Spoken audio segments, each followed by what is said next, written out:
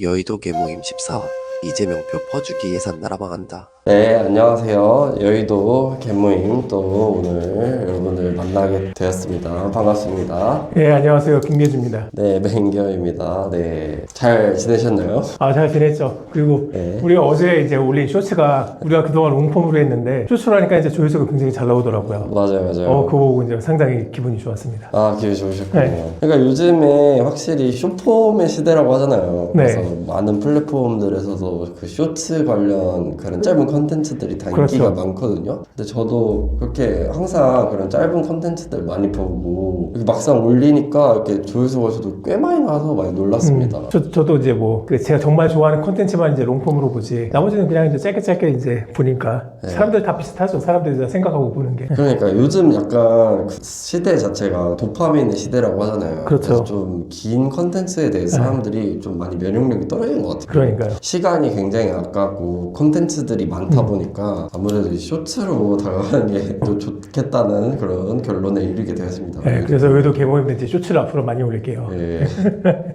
저는 요즘 트렌드에 맞춰야 하니까 네. 그렇게 해보도록 하겠습니다. 네, 알겠습니다. 그럼 첫 번째 주제부터 한번 시작을 해볼까요? 그러니까 첫 번째 주제는 어제 이제 이재명 대통령이 이제 그 국회 와가지고 시정연설 했어요. 네. 그 내년도 예산안 관련해가지고. 그런데 이제 역시 이제 예상대로 이재명 대통령 이제 정권을 잡자마자 재정 적자를 늘리면서 이제 퍼주기 예산을 이제 많이 늘렸거든요. 그러니까 정확히 말하면 그 내년도 예산은 이제 총 지출 728조 원 규모. 그리고 총 수입은 674조 원. 그러니까 중간에 이제 한 54조 정도 이제 펑크가 나거든요. 그거는 전혀 신경 쓰지 않는 그냥 이제 역대 최대 규모예요. 근데 역대 최대 규모 예산인데 아니 작년 동안 아니면 올해 그 상반기까지 한국의 경제가 역대 최고의 경제 성장한 게 아니잖아요. 계속 이제 그 미국 관세 때문에 이제 고생했었고 중국과의 이제 무역 마찰 때문에도 계속 이제 고생했었고 그래서 한국 경제 상황이 안 좋은데 그런 경제 상황에 맞춰가지고 감내할 수 있는 범위에서 이제 예산을 늘리던가 아니면 저는 이제 예산을 더 줄이고 긴축 재정해야 된다고 보는 사람인데 그렇게는 안 하고 오히려 더 이제 쓰겠다고 하는 거예요. 네, 이제 그게 문제인 거고 그러니까 이런 식으로 이제 를 팍팍 늘릴 때 네. 민주당에서 특히 하는 전략이 있어요. 어떻게 그 하나요? 전략이 뭐냐면 네. 어제 이재명 대통령이 이제 막 AI 하면서 계속 강조를 했잖아요. 그런데 AI 산업을 위해서 이제 예산 쓰겠다는 걸 누가 반대하겠어요? 그건 당연한 거죠. 근데 그렇게 당연한 거를 이제 겉에 이제 그 포장지를 두는 거예요. 그래서 모든 문제 아니 AI 예산 그렇게 늘릴 거라면 불필요한 예산 그냥 삭감하면 되고 그리고 이렇게 재정 규모 이렇게 늘리지 않더라도 예산은 이제 지출 규모를 줄임으로써 필요한 예산을 이제 그렇게 충분히 확보할 수가 있거든요. 그런데 그냥 무작정 다 늘린 거예요. 그리고 이제 자기가 하고 싶은 거, 구체적으로 이제 앞으로 분석이 나오겠지만 이재명포 예산들 있잖아요. 지역상 그리고 그 올해 있었던 이제 민생안정 재난지원금 그런 식으로 이제 아예 그냥 일방적으로 돈을 퍼주게 하는 예산이 이제 구체적으로 이제 분석이 나와봐야겠지만 올해도 분명히 더 내년도 예산에서 더 늘어났을 거예요. 그런 식으로 이제 자기가 하고 싶은 예산, 정부 국가 발전을 위해 국민 민생을 위해서 별로 필요하지 않은 예산, 단기간으로 국민들에게 그냥 뭐라고 해야 될까 마취제를 이제 주요하듯이 이제 고통을 못 느끼게 만들지 근본적으로 국민들의 민생을 안정시키기 위해서는 그러니까 산업 발전을 위한 예산을 이제 그렇게 늘려야 되는데 오히려 이재명은 퍼주기 예산만 늘려놓고 그냥 겉에 포장지만 그냥 AI 산업 그렇게 늘리겠습니다. 그러니까 그거 하나로만 포장지로 해가 국민들을 호도하는 거죠. 그냥 AI 산업 네. 한 뒤에 이제 실질적인 목적은 따로 있는 거네요. 네. 그래서 우리나라 지금 총 부채가 지금 2024년 이제 작년 말 기준으로 1,100조 원 좀 넘어갈 거예요. 1,100조 원 넘어가니까 굉장히 막대한 그 정부 부채잖아요. 그리고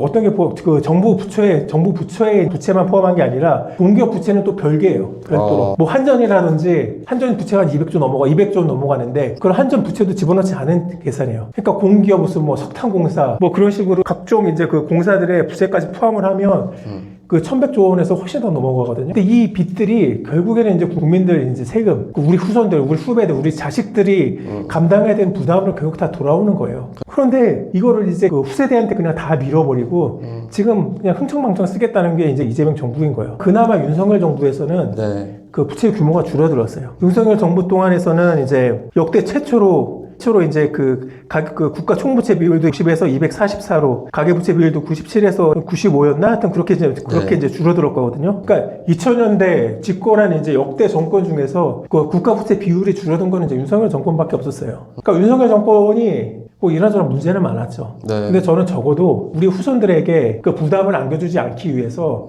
정부 부채 비율을 그렇게 줄여왔다는 게 저는 그게 굉장히 이제 높게 평가해야 된다고 생각을 해요. 그러니까 생각을 해보면 우리 그때 민생안정지원금 이제 2번 나눠서 받았잖아요. 네. 근데 그거 받아가지고 그냥 순식간에 한번 써버렸지. 그러니까 대한민국 경제 발전에 그게 얼마나 이바지했어요. 그냥 뭐라 해야 될까? 그냥 물에다가 솜사탕을 집어넣은 거예요. 네. 그러니까 우리 영상 보면 인터넷 영상 보고 있잖아요. 너구리가 솜사탕을 물에 씻어 먹으려고 뭔지, 하다가 솜사탕이 없어지니까 황당해하는 모습 있잖아요. 딱 그거예요. 그러니까 솜사탕 같은 게 이제 있다고 주면서 실제로 하려고 하면 그게 별 의미가 없고 국민들에게는 솜사탕이 물속에 사라지듯이 그게 국민들에게 실질적으로 도움이 안 되는 거예요. 근데 그런 예산이나 이제 하겠다고 이제 그 정부 부채 규모만 늘리고 있으니 이제 문제인 거고.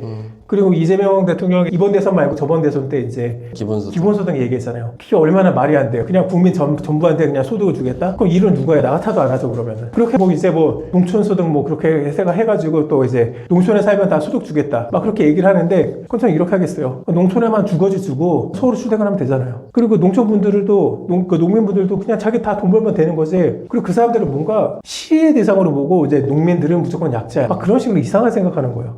농민분들도 충분히 이제 막 자기 사업하고 이제 그냥 특용 작물 재배하고 이제 예를 들어서 뭐 스마트팜 도입하고 충분히 잘할 수 있는 분들이거든요. 근데 그렇게 도와줘야 되는데 만약 돕더라도 농민분들이 이제 첨단 이제 그런 농기구를 사용할 수 있다든지 스마트팜을 이제 대신에 이제 대체를 한다든지 그런 식으로 할 수 있도록 도와드려야지. 그냥 농촌에 있는다고 다 그냥 기본소득 얼마씩 드리겠습니다. 그거는 말이 안 되는 거예요. 그냥 말대로 그냥 이제 그건 마취제를 주는 거예요. 참 되게 내로남불 정부네요, 역시. 그리고 이번에 네. 그 대통령실 특별 예산 있잖아요. 네. 그것도 윤석열 정부 때는 네. 없앴었는데 특활비죠. 특활비. 네.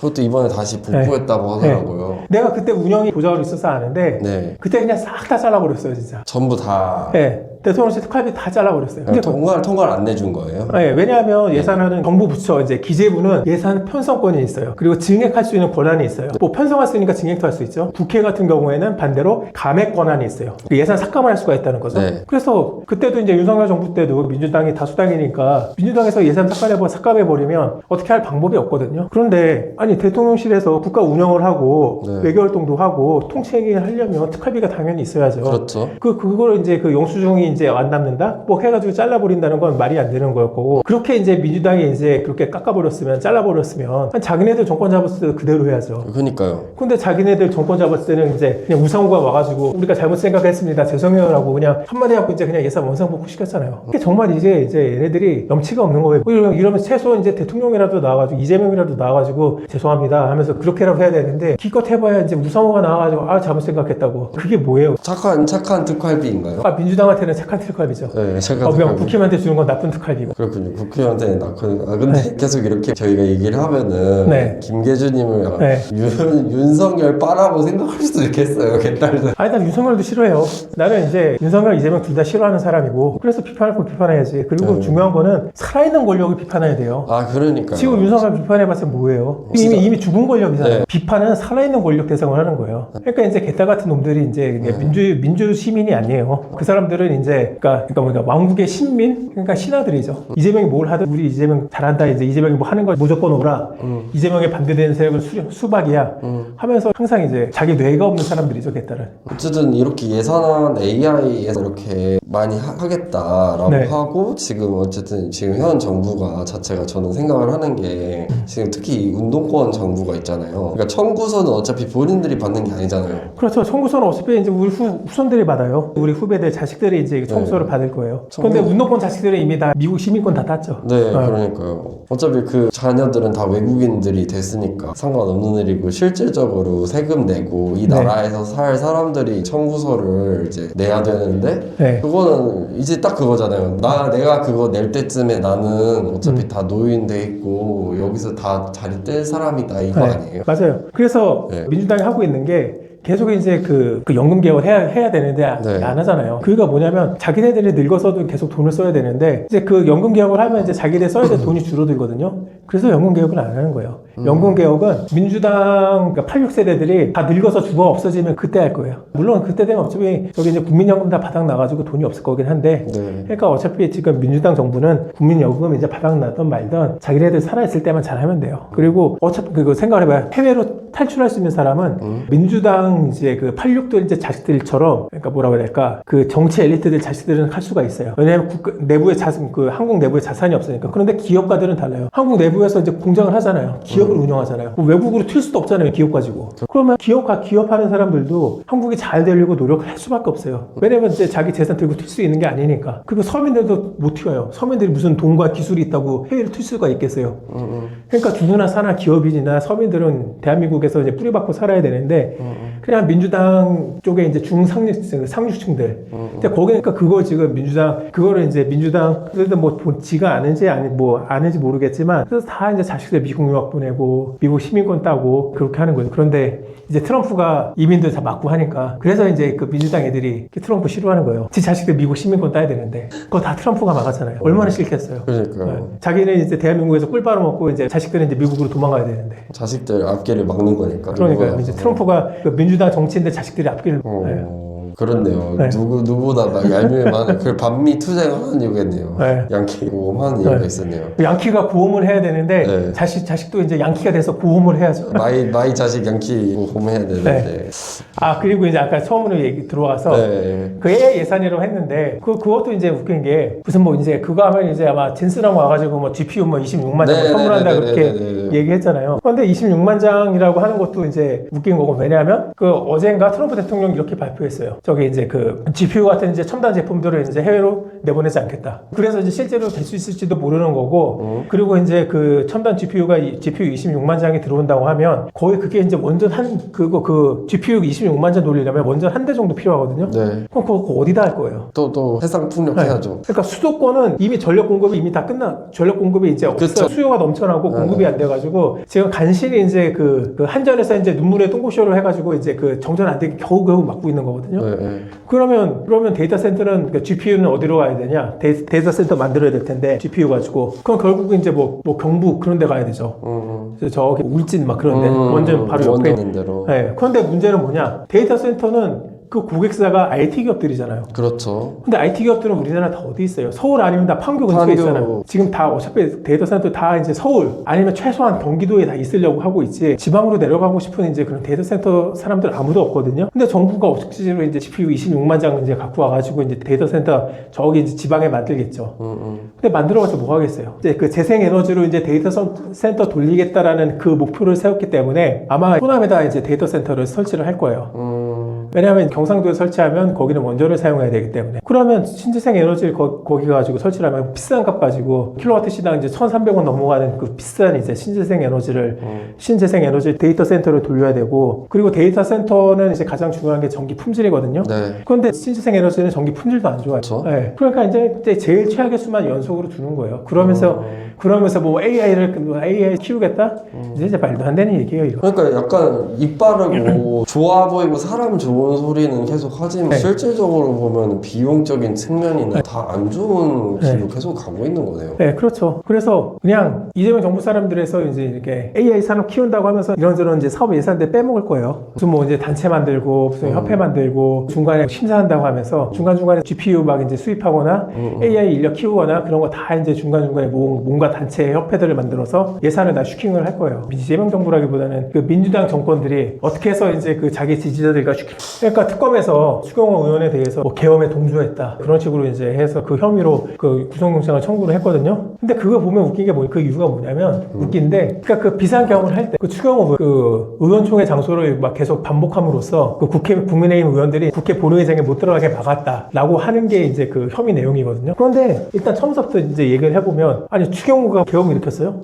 아니잖아요. 생각을 해보면 계엄같이 큰 일이 생겼어요. 그러니까 계엄뿐만이 아니라 이런저런 큰 일이 생기면 항상 민주당이나 국민의힘이나 원래 다 의원총회를 해요. 그래서 의원총회를 하면서 갑작스럽게 이런 일이 생겼으니 그럼 우리 당의 입장은 어떻게 정리해야 될 것이냐라고 이제 얘기를 나누거든요. 그래서 그렇게 해가지고 이제 추경호는 이제 의원총회를 이렇게 수집을 한 건데, 근데 당연히 이제 국회에서 이제 경찰들이 다 막으니까 민주당 의원들은 그냥 이제 담 놓고 들어왔는데, 아니 국회의원들이 뭐 담 넘을 사람 아니잖아요. 그 당 스타일상. 그래서 그 사람들은 이제 담을 안 놓고 그러면 의원총회에서 이제 우리부터 얘기하고, 그럼 의원식 의장한테 얘기를 해가지고 그 국회 문을 열어가지고 들어갑시다 그렇게 해가지고 이제 얘기를 한 거였는데 아니 그런데 그거 가지고 계엄에 동조했다는 얘기를 하는데 생각을 해보세요. 그때 어차피 민주당 의원만 모였어도 비상계엄을 해제할 수 있었어요. 그렇죠. 어차피 추경호가 그거 하나 안 하나, 뭐 의원총회를 받구나 안 받구나, 그거 가지고 이제 뭐 정족수가 미달이 돼가지고 비상계엄을 이제 그 해제할 수 있냐 없느냐 그게 갈렸으면 모르겠어요. 그런데 어차피 민주당 사람들 가 있었고 한동훈이 이제 자기 딸에는 이제 국회의원 18명인가 데려가서 같이 참여했잖아요.